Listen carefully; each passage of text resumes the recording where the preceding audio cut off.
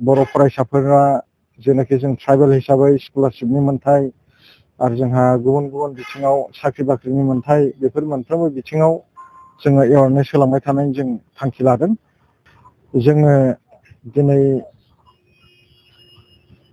चिरां जिल्ला tribal youth league हिसाबै जोंहा पेरेन्ट बडिजों रायज्लायनानै बे दिनैनि हाबाफारिखौ लानाय जादों।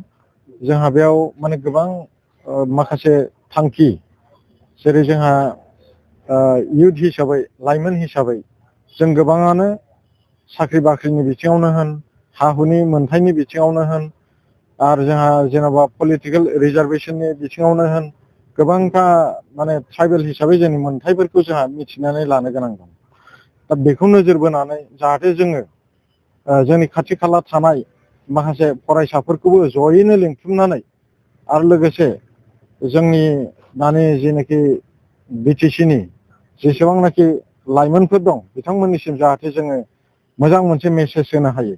जोंनि मोन्थायफोरखौ लानानै जों इयुन जेनेरेसना जाहाथे एलार्ट जानानै थानो हायो, सांग्राङै जाहाथे खामानि मावलांनो हायो, बेखौ नोजोर बोनानै दिनैनि बे हाबाफारिखौ जों लिंथुमनाय जादों। आरो दा बेयाव बिसेसके जोङो जोंनि चिरां जिल्ला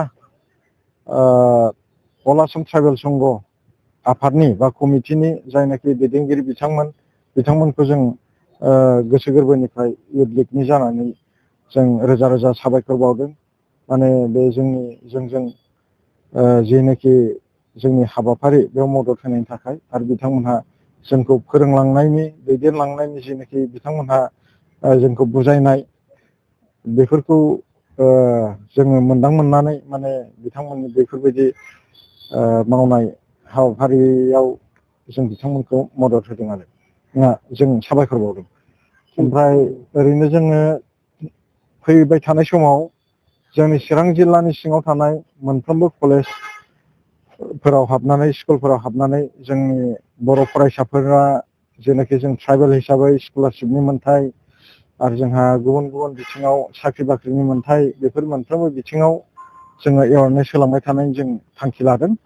आरो लोगोसे जोङो बेजों लोगोसे जों गोग्गो समाज दानायनि बिथिङाव, ओमफ्राय जोङो जेनेबा गोग्गो आखल आखु दानाय, जों न'खरफोरखौ माबायदि मोजाङै दैदेनलांनांगौ, बेफोर मोनफ्रोमबो बिथिङावनो जोङो सोलोंथाइनि बिथिङाव जोङो एवारनेस होलांबाय थानो थाखाय जोङो चिरां जिल्ला ट्राइबेल इयुथ लिगआ थांखि लानाय जादों।